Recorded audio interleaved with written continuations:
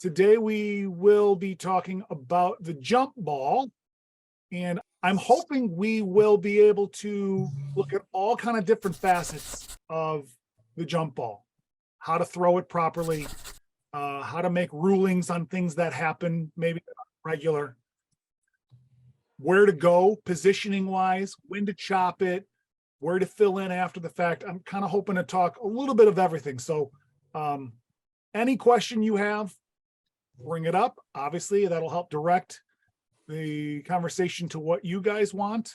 I know what I think you guys want, but sometimes I'm off and it goes a whole different way. And that's okay. That's what we're here for.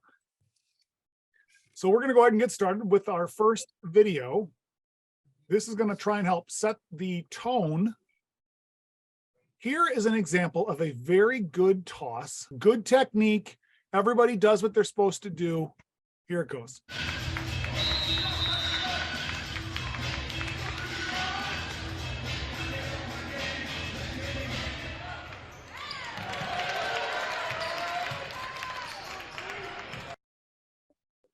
All right, he kind of bounces nonchalantly and up, right?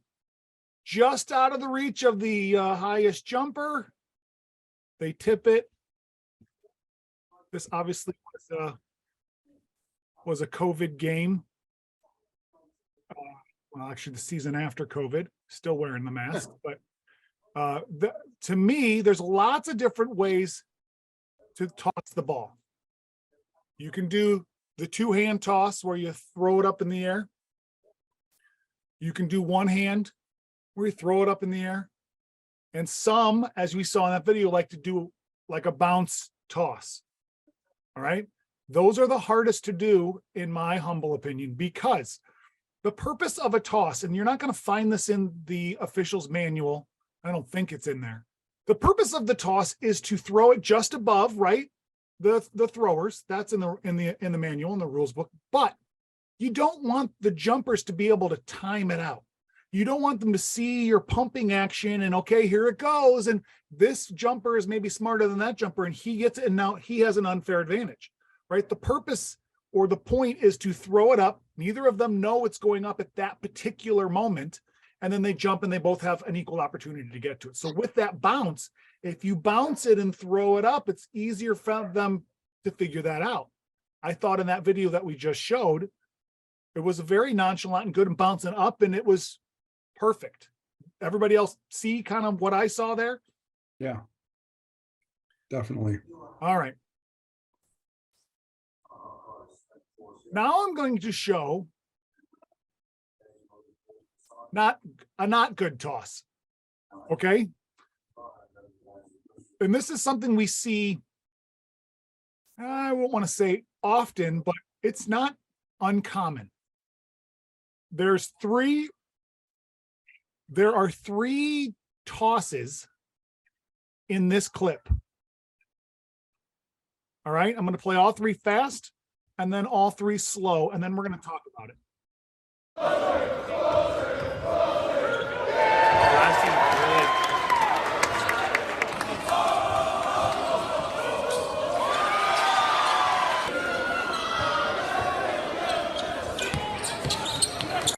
Okay, now those went through very quickly.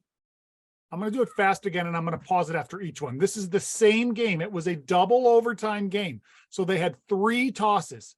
This toss starts the game. All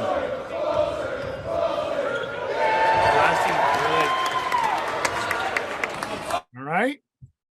Now we're in overtime, and we got to toss it again. So here's the second toss. Looks like that was a bouncing one. I'm not sure. I wasn't paying too close attention if the first one was. Did a bouncing toss. Here's the third one for the second overtime.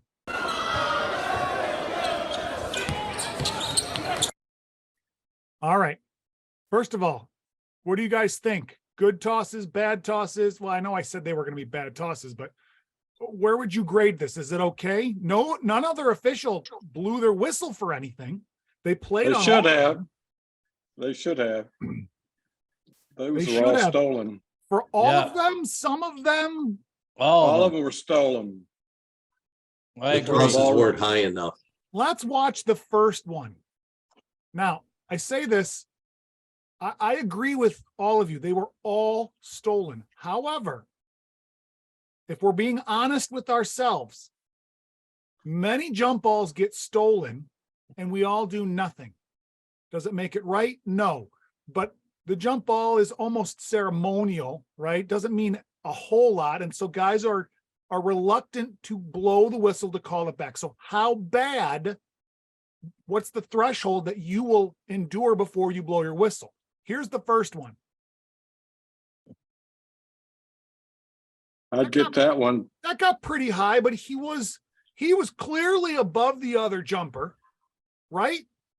I'm not saying he didn't steal it, but this probably didn't affect who was going to get the ball much. Would we agree?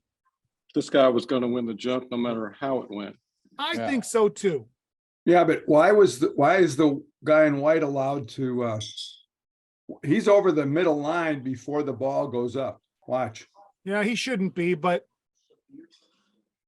that's a good pickup. He's barely over, and we should then. Well, wait a minute. He gets over even further. Go forward a few frames. Look at that. Moves in. He's almost stepping in the other guy's foot.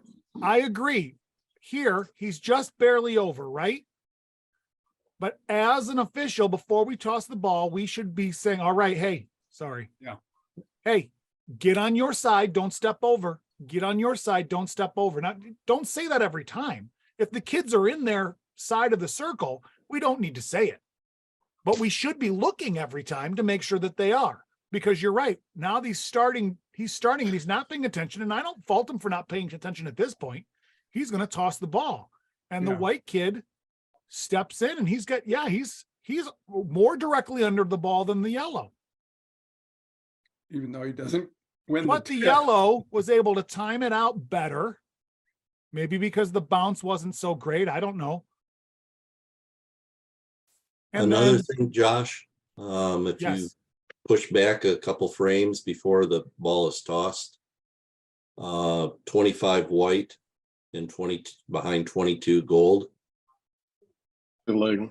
Okay, we're going to talk about that later, John. Okay, sorry. That's all right. No, I'm glad you saw that, and we're not going to talk about it on this clip, but I've got another clip that addresses this situation.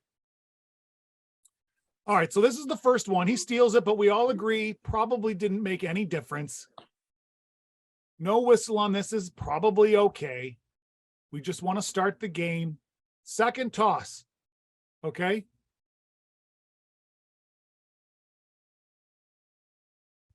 He stole this one too. Probably still got pretty high. Didn't get to his peak, but got pretty high. But this one, I don't know. The other kid was kind of right there. Do we not agree? Yeah. And if the white player is waiting for that ball to get all the way to the top before he touches it, the gold player gets a huge advantage by stealing it. Yeah. Right? You can't have one player adhere to the rules and the other not, and then just ignore it. I think this one I may have called back. And I say may because it's easy to say, watching the video, oh, I would have got that. How can they not call that? You know what? When you're on the floor in the game, sometimes you just don't. Josh. Right? Yes. So let's say you call that violation. Hypothetically, you're going to put the throw-in spot across from the table at the vision line. Yeah. If you call a violation on gold for stealing the ball. Yeah. Hypothetically. Yeah. And what is that? A violation, right? Yes. And where does the ball go for any violation? Where do you put the ball in for a throw-in? Spot nearest where violation occurred. Where's the spot nearest the violation? Mid-court. Right at the division line. Now, I suppose you could take it to the table side because they're right in the middle, so you can decide. But where do we take it in at to start the quarter? Away from the table. Opposite table, right? Mm-hmm. So if you've got a violation, I'm going at the division line, opposite table. Okay. Thank you. All right. Now, here's my biggest problem. Let's say, okay, first overtime. Yeah, that was close, but I'm still didn't blow my whistle as an official. I could see myself not blowing my whistle. I'm not Mr. Perfect and I get every one of these. I sometimes say, no, I don't want to start the. All right. So let's say we didn't blow our whistle on this one because we just kind of want it to go. Here's the third toss. That one was bad. Do we agree? Big time. That one, he touches, Their elbows. I mean, almost right after it's released. Doesn't even wait. Doesn't even try to wait. Now, again, it's the third toss. Maybe he just says, what, screw it. I got away with it both other times. I'm just going to go for it. Right? Maybe he did, maybe he didn't. I don't know what this kid's thinking. But that one, I'm pretty sure I'm getting, because that one is obviously bad. And I don't care. I really, truly don't care that that's the second overtime we're going to play. And you don't want to decide the game. What does that got to do with anything? Whether it's a first overtime, second overtime, right? If it's a violation, we've got to get it. Bad tosses, I just think generally speaking, we as officials do a terrible job. Terrible. Because we let so much of that stuff. Now, the last one, I think we're pretty good about getting, generally speaking, but the other two were both stolen and we didn't blow our whistle. So I think as a conglomerate, right, we need to do a better job. There's a possibility at halftime to approach that tosser and say, that was awful. Let someone else toss. Oh, I've got a good toss. Let me toss. Would you do that? Well, I understand what your point I is. wouldn't. Let's be honest. Let's all be honest. As basketball officials, not all of us, but many of us have an ego. And you can say you don't have an ego, but you do. It might not be as high of a degree as that guy or as low of a degree as that guy, but everyone to some point has this feeling of, how are you critiquing me and telling me that was a bad toss, or you want to toss it? I'm the referee. They gave me the referee job for the reason I'm going to, right? Now, I think many guys would let it say, okay, right, let's do this. But unless I know that official, am not going to say anything, because I know that official is going to lose it. He's not going to throw a fit, but I know once we start the game, he's going to have stuck in his mind. And then maybe for 2, 3, 4 minutes, he's not going to be officiating well, because he's thinking about, oh, that guy told me, it was a bad toss. And even though it was, but if I know the guy, now again, I know not everyone here works with regular partners, but I've got a few guys that I work with a majority of my games. And I could go to them and say, that was terrible. Do you want me to toss the next one? Because your first one, it was low, or he stole it, or, on those, maybe not even have someone retoss it. Just say, guys, they stole that toss. We didn't blow our whistle and they stole it. If we're tossing this again, we need to be on top of that. I think that might be a better approach, because it's less about the toss and more about how the kids reacted to it. Does that make sense? Josh, any of the other two officials could have whistled that and stopped it, though. I agree. Sure. Any official, even the referee who throws the ball up, can do it. Right. It doesn't make much sense if that official does it, but anyone has that responsibility. So the manual says the referee is in charge of throwing the ball in the air and then subsequently getting the action of the jumpers. The umpire 1 watches the ball to make sure it gets to his height and is touched legally. And then U2 watches all the players around. That's what the book says. But that doesn't mean you can't call it, because that's not your job, right? If it happens and you see it, you got to step in and you got to help. One of the problems in each of those is that the two jumpers were so close, there was no room to make a toss. So I go in and separate my jumpers. So give me some room to come in with a toss. Here's another bad toss. Just an example of not a good toss technique-wise. I don't think it's been short. I don't think it's been finalized yet.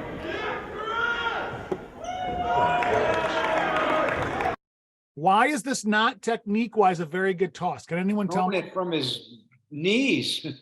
He started really, really low, which means the players are able to say, okay, here it comes, and I'm going to be able to time it and get it. Okay, now here it didn't make a factor, and probably most of the times it doesn't come into a big factor, but I wouldn't start that low. It's too much of an advantage for them to see. I would start maybe here. Actually, when I do it, I start here.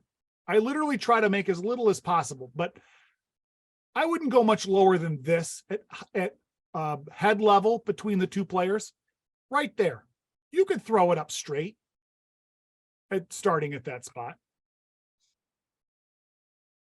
All right. So everyone gets my point on we don't want to be able to have them time the jump, right? Yeah. All right. Okay. I'm going to play this one I put on Facebook. For those of us who are on Facebook, I played this a couple days ago. It's kind of a primer to say this is what we're going to talk about. Here's the play.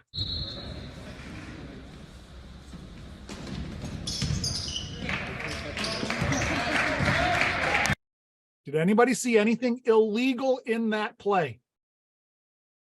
Looked like the center tipped it before another player tipped it and touched it. All right, I'm going to play it fast again, and then I'll slow it down. Did he touch it twice?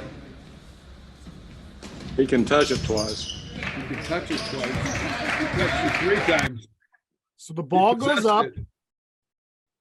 White touches it once, right? And then he touched it again. Touches it again. Is that illegal? No. Nope. A jumper may touch the ball twice. But the next one is, Okay. Red touches it. Well, let's just stop right here. So far we all agree that this is legal, yes? Yes. Yes. Okay. Play progresses. Looks like red touches it because the ball changes direction. Red touches it here. Hits the floor. And hits the floor. And then what happens? Jumper possesses it. The jumper catches the ball. Is the jumper allowed to catch the ball? Yes. Yes. Yes. No. No. A jumper, and I'm trying to be Jumper. tricky here, guys. A jumper cannot catch the ball. But when that ball was touched by a non-jumper and when it hit the floor, so 2 times it happened there, Oh. that player is no longer a jumper because the Right. jump ball restrictions end. So that player caught the ball, but that player technically is no longer a jumper, and therefore it is legal. okay, I didn't see the red guy touch it. And even if the red guy doesn't touch it, it hit the floor, right? Yep. Oh, okay, I thought he can't be the first one to possess the ball no matter what, period. No. No, if he hits the floor, he can. No, he can't. Okay, All right, so it's actually in Rule 6, which is where the jump ball is handled. And Rule 6, Article 8, it's the very last article of all the restrictions. It says the jump ball and the restrictions in Rule 637, which is addressing the jumper, end when the touched ball contacts one of the 8 non-jumpers, an official or the floor. Okay, They so used to say the basket, but they took that out. That's true. yeah, you're right. It did say that. They took that out just recently. Yeah, this year. But even if it hits the official, if they both tap it and it bounces off the official, over. Right? Now all bets are off. Anyone can get it. okay, okay. Josh, is that your game? That's my game. Did you see how good that toss was? Yeah. There he is, Here we baby. go. Look where I start. I do this every game. This isn't a anomaly. Every game I start right up here and I try very hard to not bring it down at all. I just accelerate it from its point. And you get out of the way. I've had some games where the players, they're anticipating that button. They both go, so I just hold it, right? I'm not gonna, once they go up, throw it up and fool them. I don't want to do that either, but I want them to not know when I'm going to toss it. If they both jerk, I'm going to say, okay, hold on. All right, here we go. I don't mind standing there for a few seconds, right? Yeah. Okay. Here's another one that's similar to what just happened.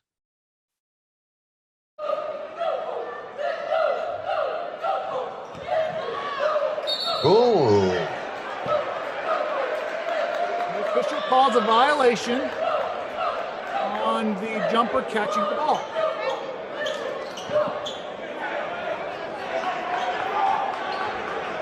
don't know if you saw what he was doing, but he was telling the table which way to point the arrow. Legal or violation? Legal. Legal. Right? Because we just talked about it. The ball has been touched, then it hit the floor. The restrictions end. Right? Yep. So that jumper, who's no longer a jumper, can now grab the ball legally.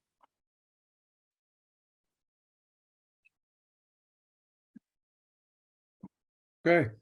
Now, I don't have this on this clip, but I want to talk just briefly. Two things. First of all, and this was my game,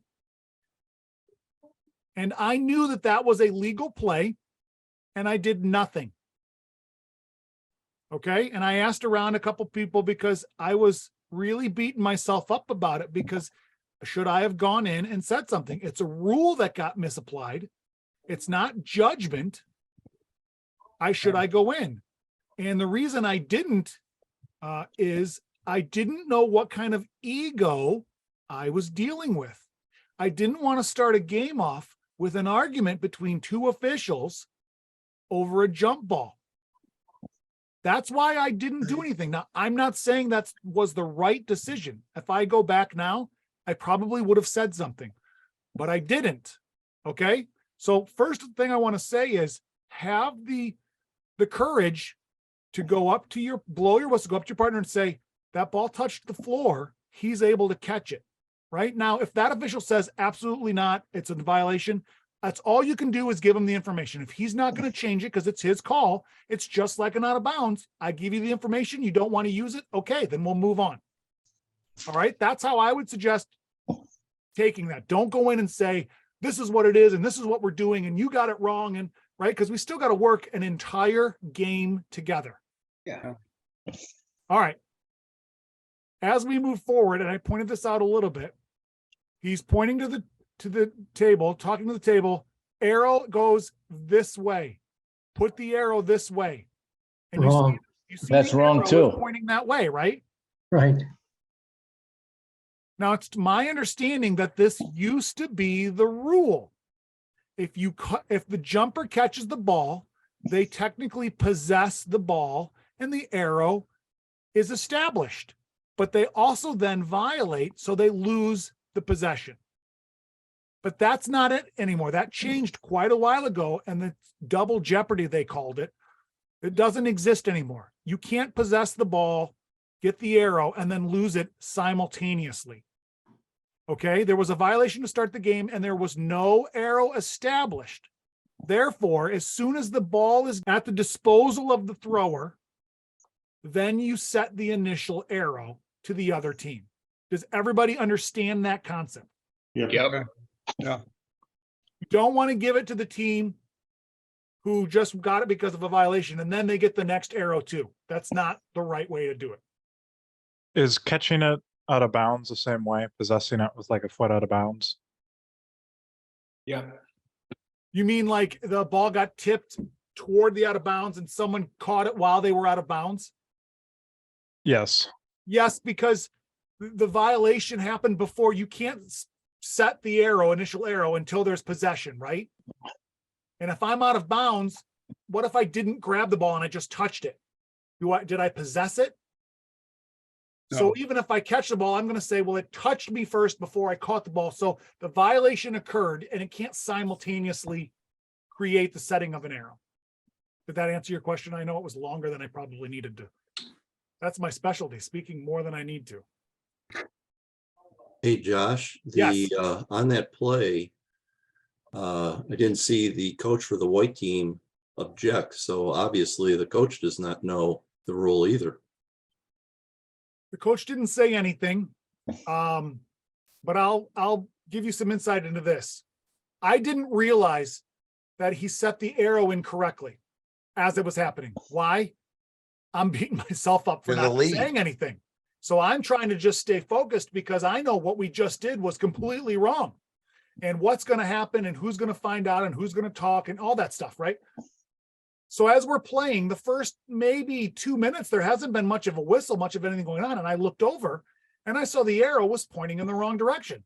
So I waited we had a stoppage and I went over and I told them, switch the arrow the other way. And they said, well, the referee told us to point it this way.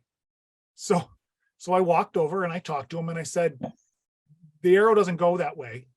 They violated, the other team gets the arrow. And he gave me the double jeopardy explanation. And I said, they got rid of that rule. That's not a rule anymore. And he said, oh, okay. And we switched it. No problem.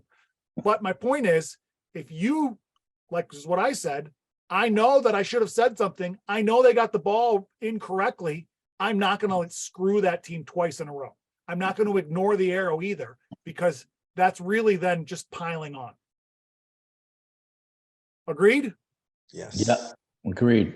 Josh, before you get to the next video, I kind Yeah. of want to piggyback off what you said about the ball hitting the floor off of a scenario that I had. I don't know if you're going to have video of it, but I had a weird one similar to that involving the ball hitting the floor, and both jumpers missed the ball. So I have a video of that. I don't know if it's your video, Frank, but mine was into like a blue chip, so you probably. But okay, well, I'll wait till you get to it later. no, let's do it now, Frank. Okay.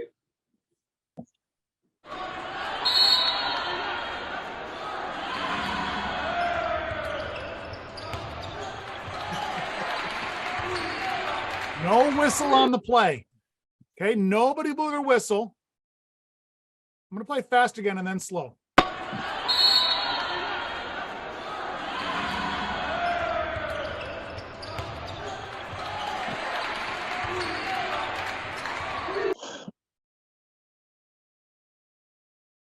Did they either of them touch that? Didn't No. look like it. Sure doesn't look like it. Now, I'm not saying they didn't. Maybe they just barely did, but it doesn't look like the ball even moves at all. It comes straight down. Right? Yep. Right. Now, we just said once the ball hits the floor, all the restrictions end. So could one of those players grab it like they did? And we move on? I don't know. I believe so. Somebody Let had me- to touch it first. Let me read the rule and then we'll Read see what down. you say. I'm going to read exactly what it says. The jump ball and the restrictions in Rule 637, which is all that stuff that the jumpers can and can't do, end when the touched ball contacts one of the 8 non-jumpers, an official, or the floor. Did you hear the words that I said? There's one word in there. Touched ball. Touched ball. So they have to touch the ball before those restrictions end. Okay? So that is a violation, correct? Well, he didn't possess it. He touched it. He touched it after it hit the floor. Right. Okay? Article And- 6 says, Didn't possess it. Article 6 says the tossed ball shall be touched by one or both of the jumpers. Okay. Did they you didn't one touch chop it, the right? clock? Did you one chop the clock there? We don't chop the clock until the ball is legally touched. And since nobody legally touched it, we don't chop the clock, right? So the rule says they shall but be touched by one or both jumpers after it reaches its highest point. If the ball contacts the floor without being touched by at least one of the jumpers, the official shall toss it again. Again. Right. It's explicitly said in the rule that if this happens, you do it again. And the clock is at 8 minutes. And the clock is at 8 minutes and if they took a second or two off, the timer did, you should put it back on because you never chopped the clock. It was never legally touched. Yep. Now, this happens a lot when, say, the toss is too high and both jumpers can't get it and they miss it, right? Which was kind of was here, but would you say this one was too high? No, I don't know. I mean, I think that's pretty good toss. they just missed it, Josh. Just missed it. And I bring that up because I know most people don't really care about the jump ball, and I do. I don't know why I get such a joy out of a great tossed ball, but we really need to be better at it, because we want to start the game off really in a good spot. And if you get a ball that's way too high, it looks foolish. You almost start to lose some credibility as an official because you can't even toss the ball right. Right? If you toss it too low and the guy steals it, one team's going to say, "What? They just took the ball," right? So we want a good toss, and we got to keep trying and evaluate your tosses. You don't have to get the video to watch it, but think about, was it good? Tell your partners, "Hey, look at my toss. Tell me what you think." And be honest. Was it too low? Was it too high? And really work on it, because I really believe one of my partners used to say, he's great. His two really good things that he's good at is making sure the ball is inflated perfectly and the toss. And after that, his game kind of goes downhill. But those two, right. What if both players don't even try to jump for the ball? That is a great question. And that's actually addressed in the rules book too. Shall I read it? That's a violation too, isn't it? It is not a violation, because during a jump ball, the jumper also not required to jump and attempt to touch the tossed ball. However, if neither jumper touches the ball, it shall be tossed again, with both jumpers being ordered to jump and try and touch the ball. Wow. Now, I don't know if you've ever had it happen where you toss the ball and neither jumper tried. I've had Nope. games where one jumper doesn't and the other one One, does. Right? And they're not required to do so, but one of them does need to do it. All right. So if neither of them do it, then you say, "Listen, you need to do it now. You're going to try and jump. You can't not try." And, if they don't, then that's a whole different issue, I suppose, if they continue to not listen to you. But if you instruct them that they must jump, then they will. Can you kick them out of the circle like they do in hockey? It's not written in the rules book, but maybe. Hey, Coach, Josh. give me two new ones. Josh, Yes. is U1 or U2 primarily responsible for the jumpers? No. The primary responsibility for a jump ball, the referee is responsible for tossing the ball, right? And then Right. after they toss the ball, the referee is responsible for the action of the jumpers. Okay? The U1 is responsible to make sure the ball gets tossed to its highest point and that it's touched legally. U2 is responsible for all the 8 non-jumpers. Okay? Who's responsible for the clock? The timer. You Yeah, and then you who won else? chops. You Yeah. won chop. Is that what you mean? Yes, U1 chops the clock. I didn't say that. U1 chops the clock. Once it's legally touched, U1 is the one who chops it in. Now, Frank asks this because I think he had a game where they never started the clock. I would say, whose responsibility is it? It's not written as anyone's responsibility, but all three of you should probably take a look to see if it gets started. If the play goes toward U1, U1's probably not going to be looking at the clock to see if it starts, because U1's going to be officiating the play, right? U2 probably is going to be in the best position to say, "Let's make sure that clock is started." The referee may also, depending where the clock is, might be able to look up and see. But all three of you ultimately are on the hook for making sure that that happens. Thank you. But You if it answered my doesn't- question quick. Are you using the rules by topic there? I am not. I'm just that good. Are you kidding me? I knew that was a case play question, so I was kind of baiting you there, seeing if you were ready with that. No, it's just, I just knew the answer. Thank you. I'm glad I got it right. All right. How about this one? This is not very easy to see, so we're gonna have to maybe talk it through a little bit. It's Hawkinson and Kaiser to tip it off. And we are underway at State. All right. Here's a toss. I think it's a good toss. Why? Neither of them have jumped yet. Look at that. Look how high it is, and they haven't even jumped yet. Okay. It gets tapped. Comes basically straight down. It didn't, they both tapped it. And who gets the ball?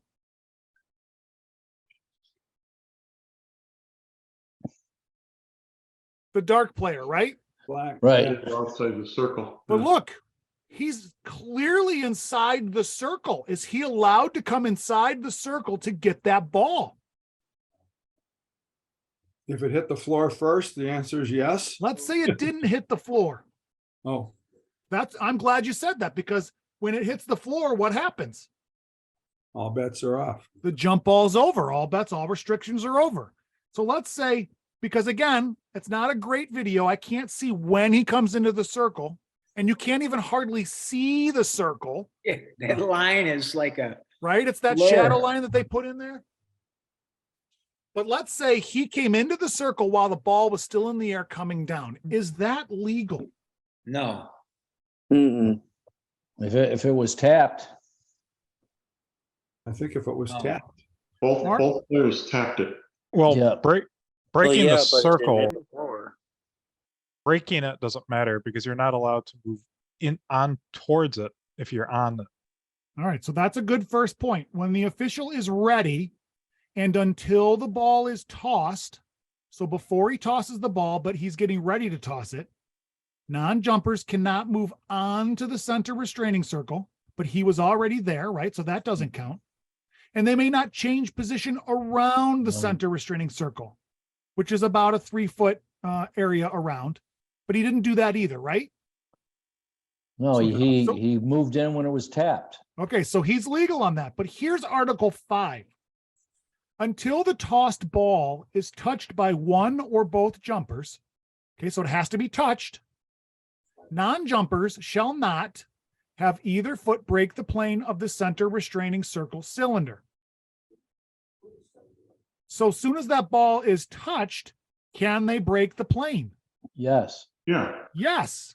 So once this ball is touched here, everyone can come run into that Yeah, that's circle and fine. try and get it. That was legal. The only thing that can't happen right now is what? The Jumper jumpers, catching it. the jumpers can't possess it. That's right. The jumper can't catch the ball or touch it more than twice. So if they touch it twice, they can't touch it again. All right. So it reaches the sides points. They touch it. They can't catch it, but anyone can come into that circle. So this play is legal. It hit the ground though, right? Yep. And it hit the ground. Yeah. But again, if he breaks the plane here, it hasn't hit the ground yet. So that's my point. When is he allowed to come into the circle? It has When it's nothing- legally touched. Once it's legally touched. Okay, good distinction. Okay. Because a lot of us get hung up on the whole, you can't move around here and you can't move around there. And oh, there's so much to remember and to think of. Really, there's not. Once that ball is touched, for the most part, everyone can do anything. There's a few restrictions left on the jumper, but once the ball is touched, the whole point is to touch it to get it to somebody. And so that's how we start. Hey, Josh, does it matter if it hits the referee or not? It doesn't matter if it hits the referee, but if it does hit the referee, it's the same as if it's hitting the floor. Yeah. Okay. Okay. Okay, thanks. So really, if a jumper was smart, they would tap the ball right at the referee, have it hit them, and then grab it. That would be legal. I don't know how effective that would be if it would bounce where they want them to bounce, but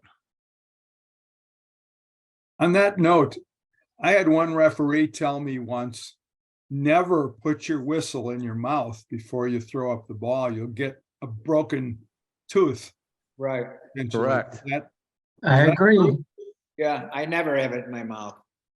yeah, I don't know if that's in the manual or not. I thought I read that somewhere once, but it might have been somewhere else where it was just tips on what to do. Don't blow the whistle, tweet before you toss it, and then drop it out of your mouth, because I have no reason to not believe it's true. I've been told if you get hit in the chin, you increase your chances of losing a tooth. Now I said, yeah, but if I don't have my whistle mouth and I get hit in the chin, don't I still have a chance of losing my tooth? But they say because you have it in there, like it really can jostle. So Call it common sense. yeah, spit it out. It has nothing to do with whether it's legal or not. It has to do with just being safe. I've seen it happen, so. Oh, So there you go. Josh, Yep. Josh, the officials manual actually does say that. The officials manual, see, so I did read it somewhere. I'm reading in the 2-man part, but page 35, it says face the table, sound the whistle prior to toss, remove the whistle from your mouth prior to the toss. All right, Okay. there you have it. All right, let's do this one.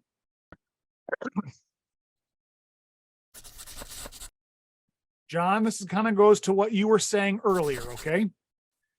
And if it's not, and I misinterpreted what you wanted to say, we will go back to your question.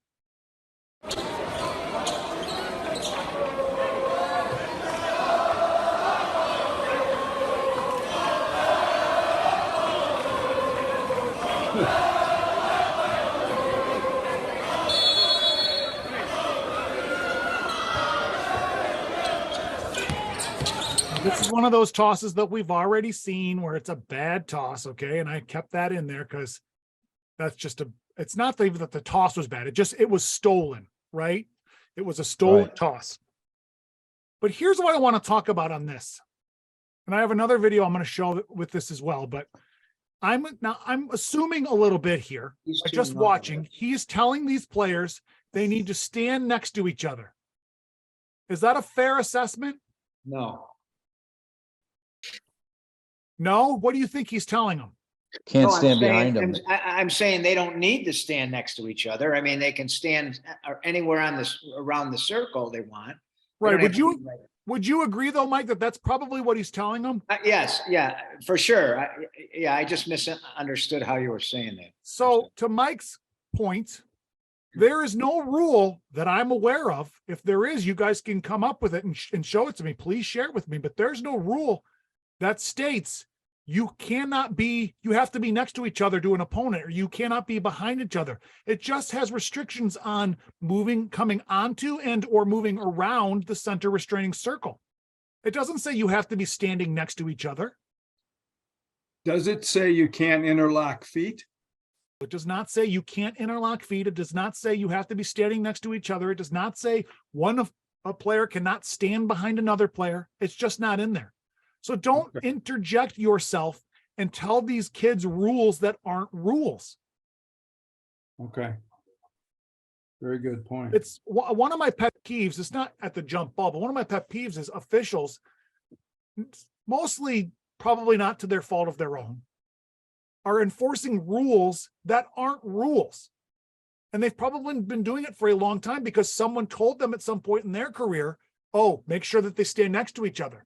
And maybe someone told them before, it's just a good practice. You know, you don't really want one guy in back of the other because things can happen. Okay, I could understand that. But make sure that when you tell somebody that that's not a rule. Because if someone pushes back on you from the coaching staff and says, well, you can't tell my kid he's got to stand there. I want him, this is the play that we run. I want him to stand over here. Right? And the coach would be right. And then you've gotten a rule wrong. And now it could be an issue. You might get less games because it trickles down, right? Maybe it doesn't affect that game, and I get that. But think about just your whole career. If you're going to be a guy who's enforcing things that aren't rules, you don't want to be that guy. Yeah, the play could be setting a screen right on that guy. Yeah, I mean, I don't know what there would be. I never coached, but I know coaches, they come up with some sneaky play sometimes totally based on the rules. They know that this rule says this, therefore they're going to set up this way. Like, you guys remember that, it's still kind of a thing, but that out of bounds play where an NCAA happened a lot and they all would like run down. Some coach found out in the rules that was legal and said, well, let's do a play around that. Anyway. Is that legal at the high school level? Yes, it's the same at the high school and college. They can do that. That's for a different meeting. Oh, I was going to ask what I don't know what you're meaning. It's an out of bounds play. All right, here's one.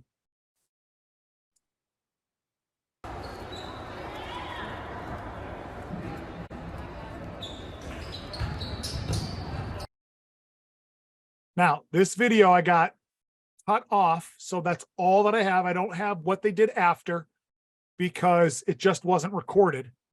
I'm going to play it fast again, and then we'll do it slow. Jump ball, pretty good jump. Pretty good toss. They both tap and it goes out of bounds. That's a tough one. What do we got? Re-jump.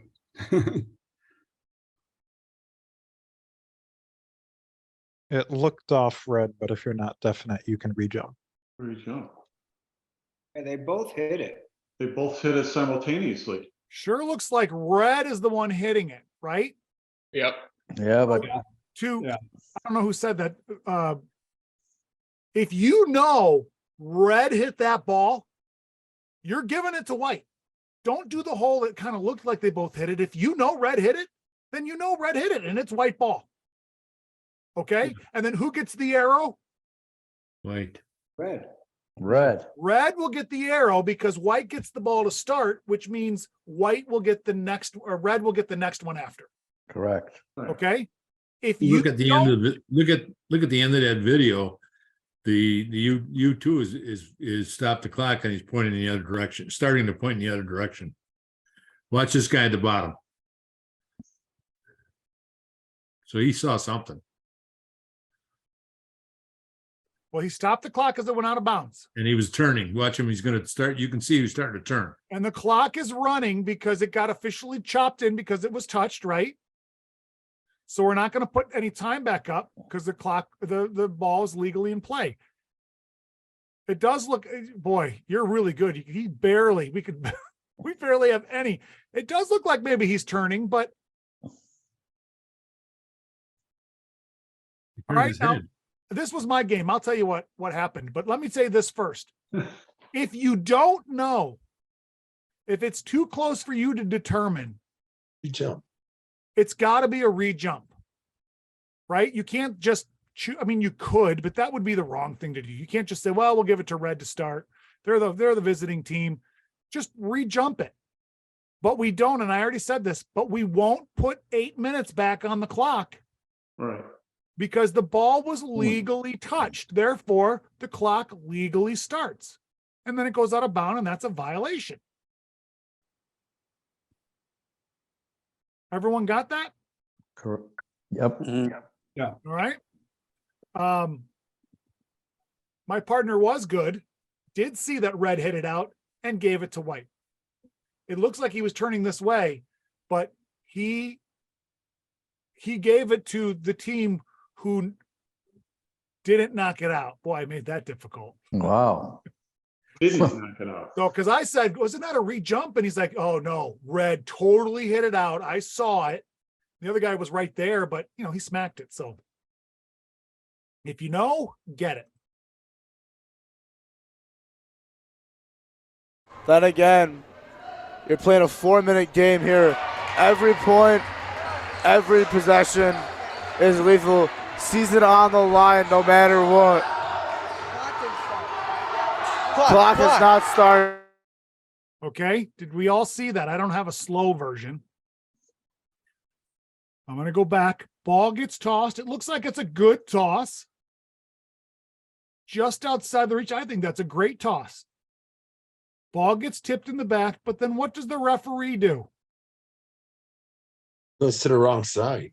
Yep. Looks like the referee's more concerned about getting out of the way and then went the wrong way, went to the wrong position. Okay. Now that's not the end of the world. But then what happens when he realizes and corrects? What happens? There's a steal. Do you think this play got seen very well? No. No. Now the old referee, so the new trail is looking at the play, but kind of backwards as he's running away. Doesn't look like the center's necessarily even looking, and I bet you the lead doesn't even know what happened. So my point is, because we went to get out of the way, got in the wrong position, and even though something rarely happens to start the game, something could happen. And it did, and now who knows? Did we miss a foul? Did we not? I don't know. And he should have just stayed there and been the trail. So when you toss the ball as the referee, just stand there. Wait for the players to fill in where they're supposed to be. You've got a lead and a center who's officiating all that action. You can just wait for them to come in. Now, even technically, that referee should know that it's a 10-second count because they're the new trail. But we almost all forget that. I know I do. You don't think about it, right? Because the ball gets tipped in the back and everyone just gets in, then and they all set up.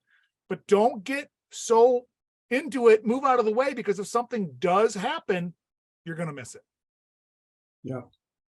My question is, why was the clock not running? Yeah, did you hear that guy? Yeah, Josh, I clearly heard. He said, "Oh, the clock's not even running," and that was during the steal. Yeah, so I think he said the clock hasn't started or something like that. I don't know what happened. I wish the clock was on the video so we could have seen. That would have added an extra little component to it. I'm pretty sure if you go back, if you go back to the clip, that he actually said it wasn't running at all. No, right, but I'm saying we can't see the actual time on there. So if that is the case, then who should be ensuring that that gets started? Let me play that video again. Table side, right? Yep. Everyone or you won. So let's see, the ball gets tossed and it goes into the backcourt over here in front of U2, right?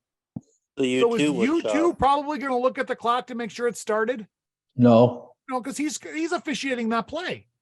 Should be, even though there's nothing to officiate, but he's watching the play, ball coming his way. So U1 or the new lead can look over quick as he's running down, or the referee who is going to be standing here, because we've all determined we're not going to rush. We'll stand there. The referee can maybe look over and make sure that the clock is started.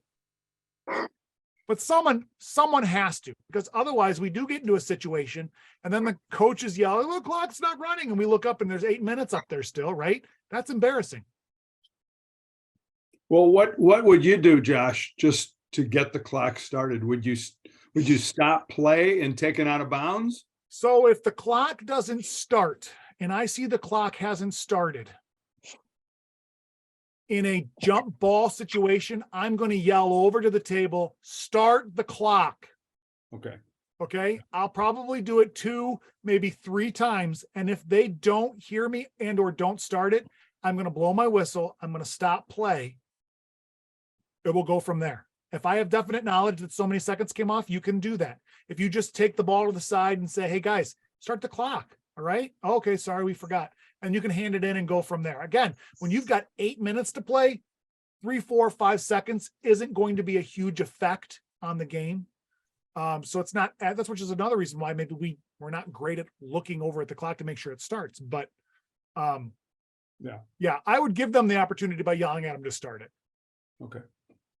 That's what I do. That's just a big habit thing, is just recognizing all the time during when it becomes live or goes dead that you're looking up, even if it's off in the distance, just get into the habit of looking up. Usually there'll be the clock above the scoreboard, just so that out of the corner of your eye you can see time is moving. And then once you have that habit built in, it's hard for those mistakes to happen. Agreed. If it's part of your everyday, then it becomes part of your everyday. If you don't do it, it's going to be hard to get into the habit of doing it. But that is all it takes, is just maybe a little look out of the corner of your eye to see. And if you get screwed in a game because it didn't, and it became a big deal, you probably won't happen to you again, because you know what can happen if you miss it. All right, this is my last jump ball video.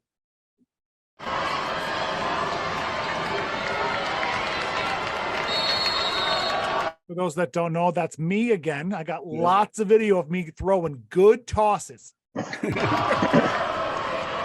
right. Did you see that? Some flinch. I came in and they're like, "We're going to go." And they flinched and I just waited, and I'm still not trying to trick them, but I waited.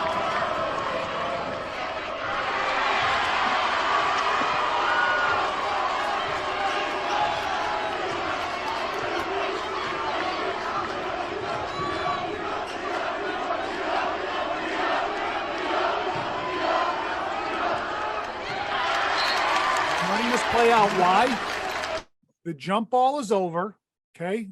We're not talking about jump ball anymore, but what do we see currently? The ball just went out of bounds. What do you see?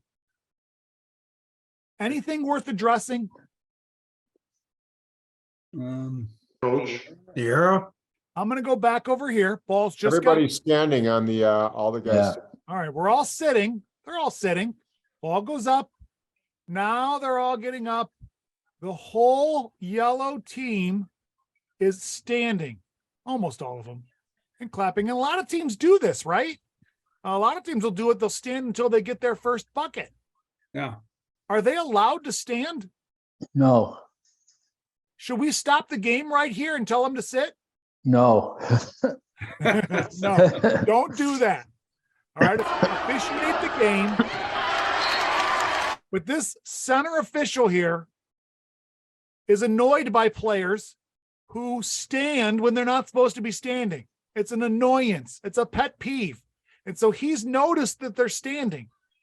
Ball just went out of bounds. And so this official is going to allow these players to sit down. They just might sit down on their own. If they do, we don't have a problem, right? We don't need to draw attention to ourselves because I know the rule and you don't, and I'm going to tell you the rule. But if they don't correct themselves, ball's getting ready to be put into play and nobody's sitting down.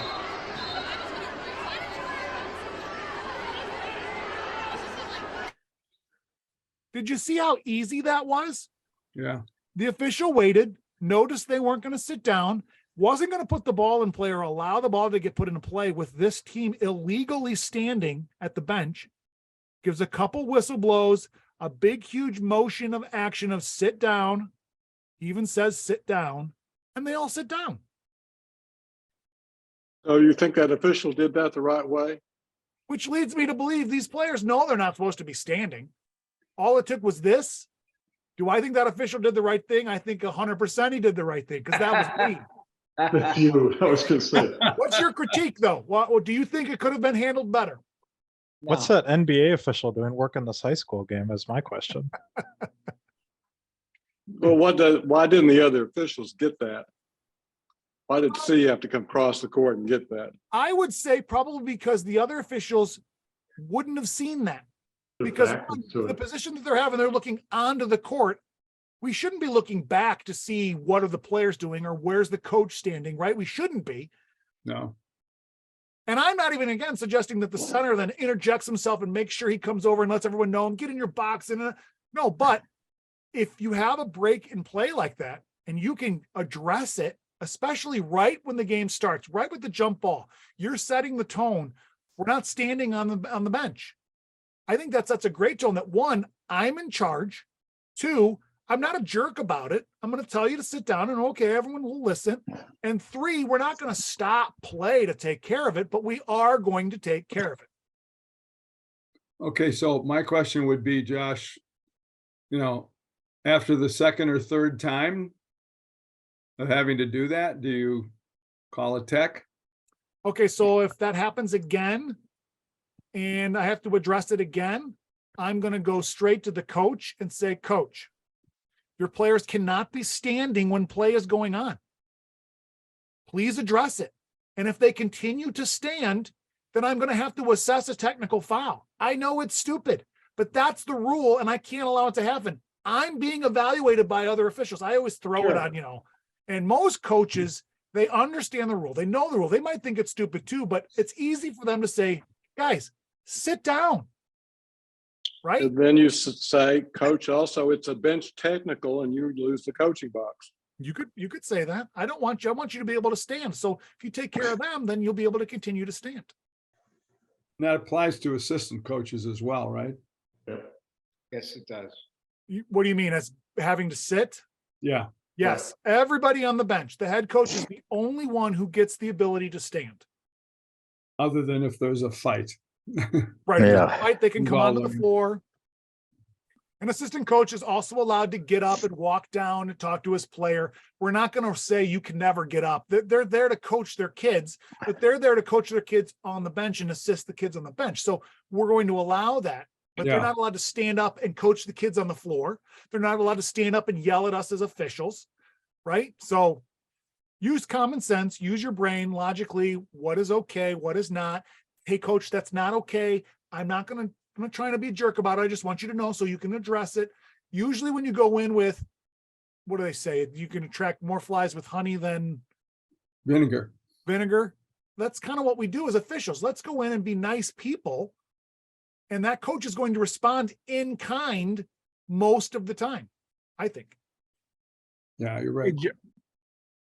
Hey, Josh, I agree with what you said about, initially giving them a warning, then after that, if they choose not to listen to you, would issue a ticket.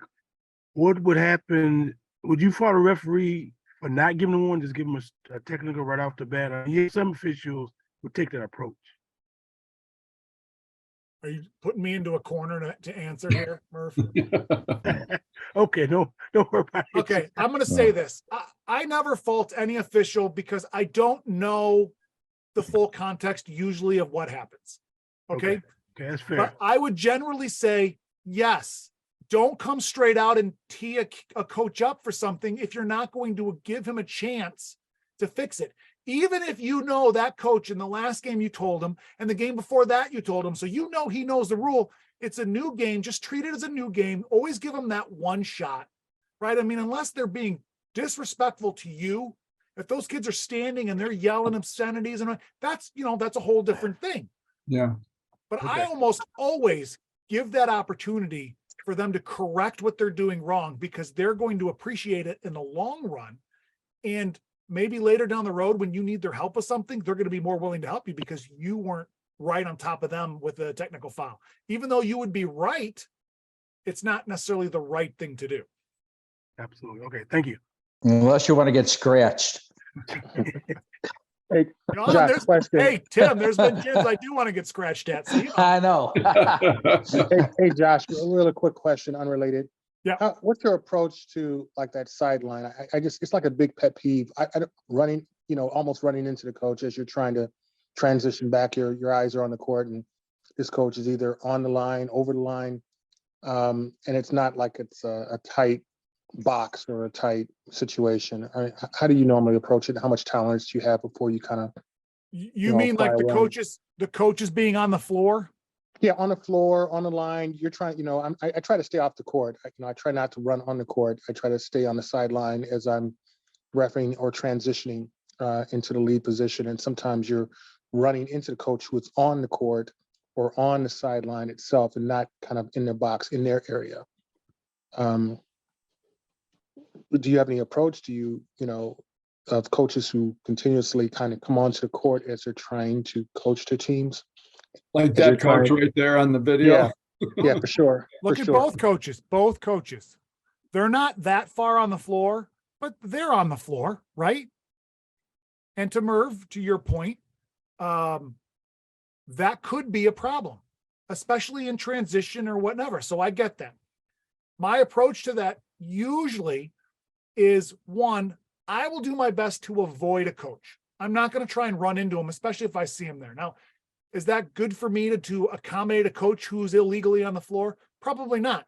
But again, coaches are emotionally in the game, right? They want to get as close to the action as they can because they're coaching their kids. And I don't think they're doing it because they are legally trying to get, an advantage. Doesn't mean they should be out there. So if it's in a transition where I got to work and I don't have time to talk to the coach, I'm going to do my best to avoid the coach. I'm not going to tee him up for being on the court because, again, I'm thinking we're just all here. The kids are playing. Everyone's emotionally invested. Okay.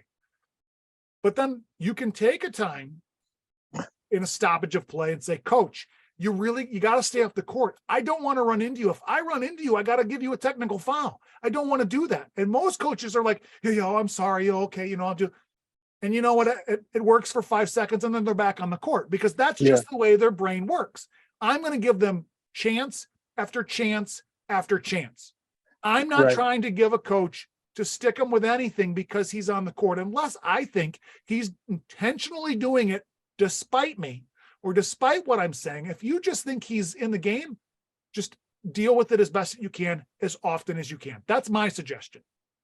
I had a situation where the head coach arrived extremely late to the game and the assistant coach stood in his place. And so we assumed that was the coach. wasn't sure what was going on. But then when the game started, head coach comes in, and then you had this role switching of who was standing up, who was sitting down. I said, nope, the person who sat in on the pregame, that's the person who's going to have the floor. Was I wrong in that?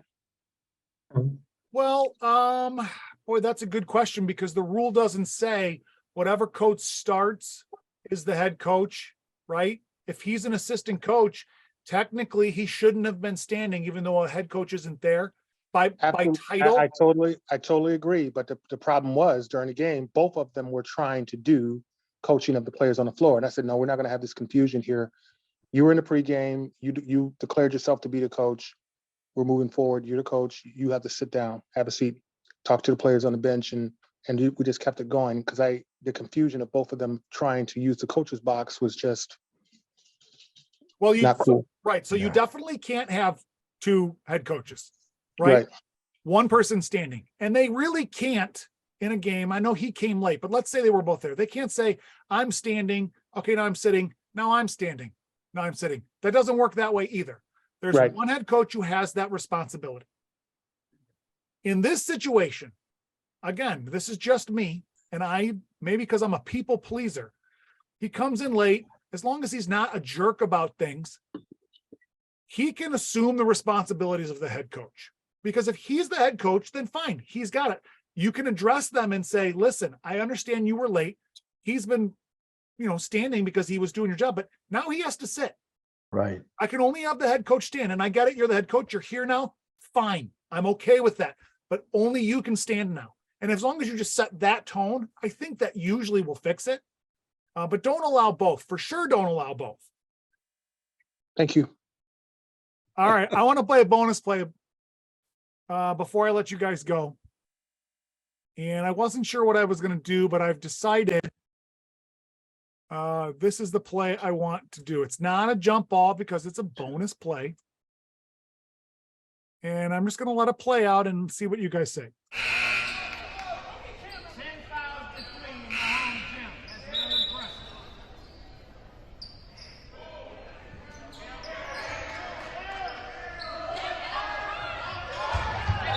We got 6 guys on the floor.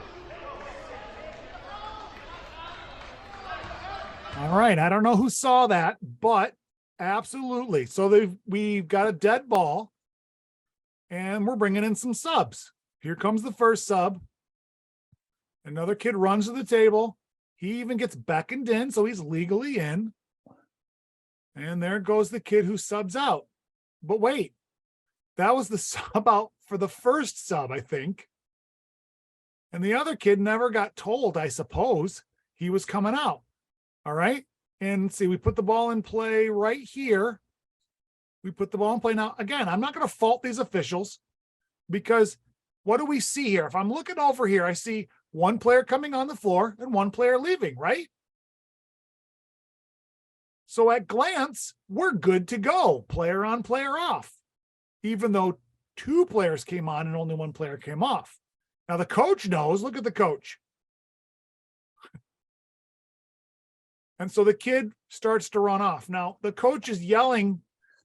I wonder if the center official would have even noticed if the coach didn't yell and he had just kind of walked off or ran off or whatever.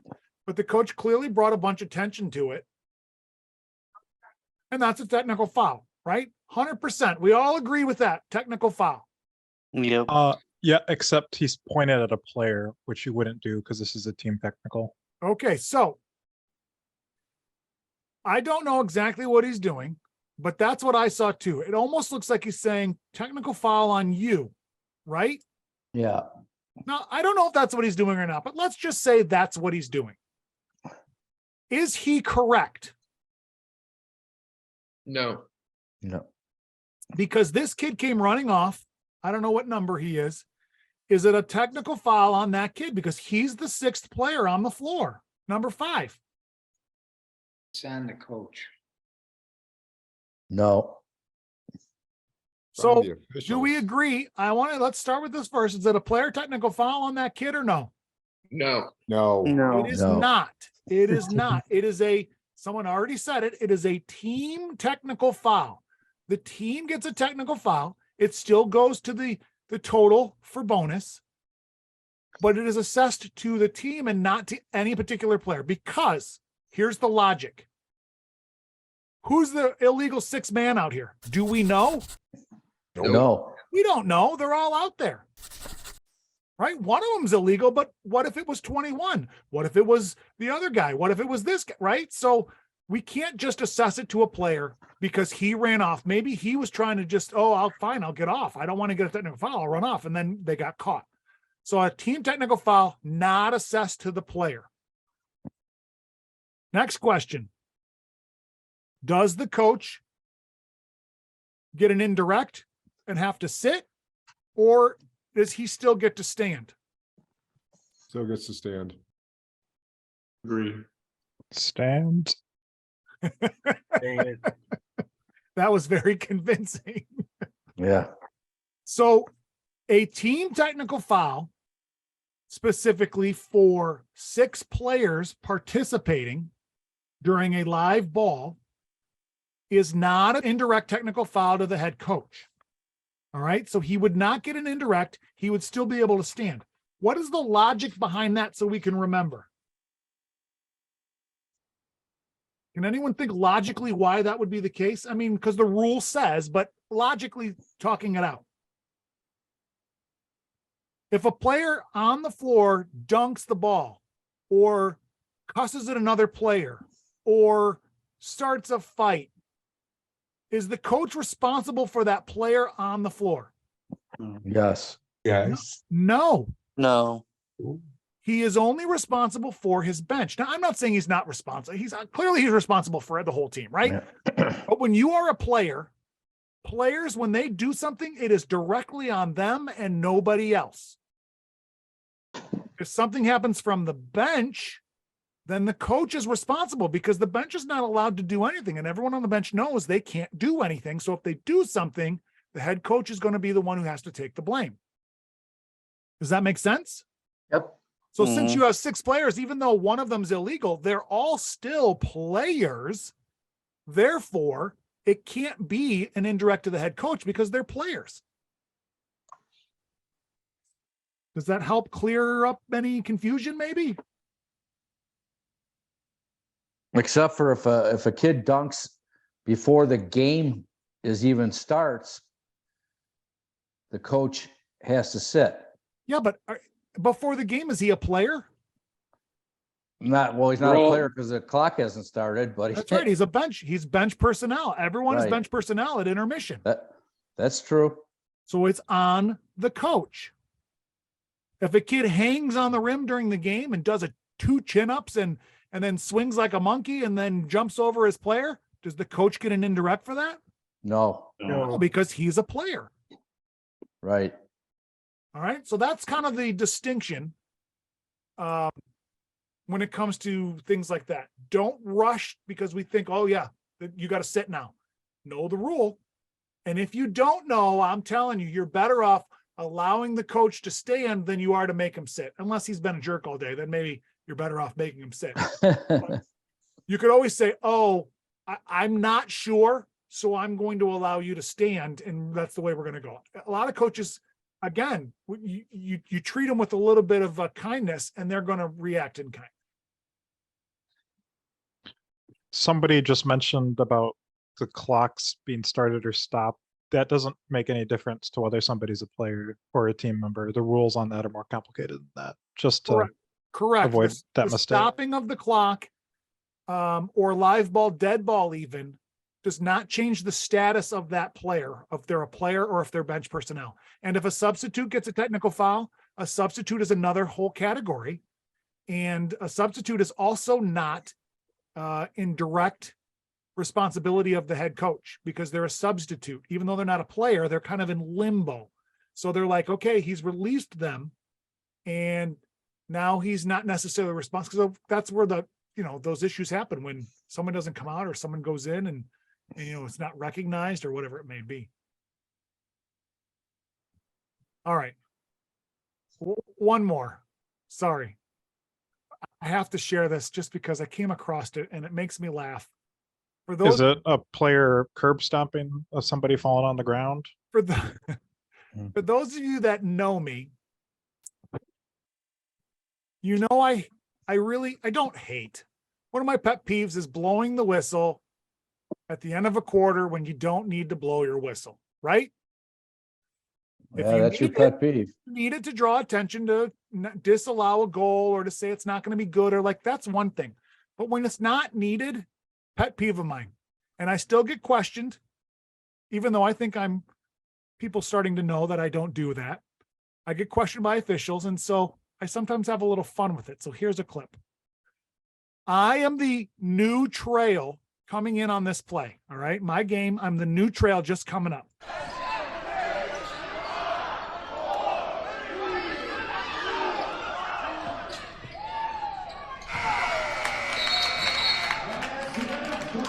Oh, that's good. That's a good play, Josh. I made sure I blew my whistle. I came in and I made sure everyone knew that basket's no good. Quarters Yeah, over. it's no good because it was an air ball. Right? Now, again, okay, buzzer goes off. Clearly it's game's over. Now, I know I'm having fun with it here, but there are guys that will go blow the whistle, go tweet. No, right? When, again, it's clear to everybody the game is over. So I do that occasionally just to have fun. And then we talked about it after the first quarter as a crew. And so everyone kind of chuckled when it happened. And, those are the things that hopefully you guys will do sometimes to bring some joy into your game, because we should be having fun with this, right? Not at the expense of the game or expense of the players, but little things you can do. And hey, all right, we're having fun. And okay, that was good. And that's why I played it. What do you guys think? Good? Yeah. That was pretty comprehensive of the jump ball, I thought. Yeah, except I thought you were going to talk about all the jump balls throughout the game. Oh, but those aren't jump balls, Paul. Yeah, those are held balls. I know. They're not jump balls. Next year, maybe we'll have a held ball meeting. That's a good one because there's stuff on that needs to be talked about. That is a good one. That's in the block charge category. Right. When do you do it? Sorry, go ahead. All right, so let me share this screen because next month, in the month of May, we're going to have our next meeting, and it looks like May 18, which again is the third Thursday of the month, 7 p.m. again. And we're going to be talking about intentional fouls. Intentional fouls. I don't know if I have a ton of new, I have quite a few intentional foul type videos, and I'm slowly trying to build a new group of videos because I have all these old ones that I play over and over. So I try to give you new ones, but it needs to be talked about because we as officials don't call intentional fouls. We just don't do it. It's when it happens, it's rare. And I think we don't call it because we get such grief from the coach that we maybe kind of say, well, I don't want to get yelled at, so let's just do regular fouls. Either easier to explain to the other coach, well, yeah, maybe it was intentional, but we're going to go with this, than it is to say to the coach with the intentional foul, your kid shouldn't have done that. That wasn't a basketball play. I don't know why that is, but it just seems to be what happens. So, and hopefully you can make it next month. Should be a good time, as it always is. Hopefully this was a good time. Always is. I appreciate you guys coming on and enjoying your warm weather that's starting to trickle in. Sneak in, yeah. All right, Josh. Well, thanks so much. Thanks, Josh. Good to see everybody. Have a good one. Thanks, Josh. Thanks, Josh. All right. Later, guys.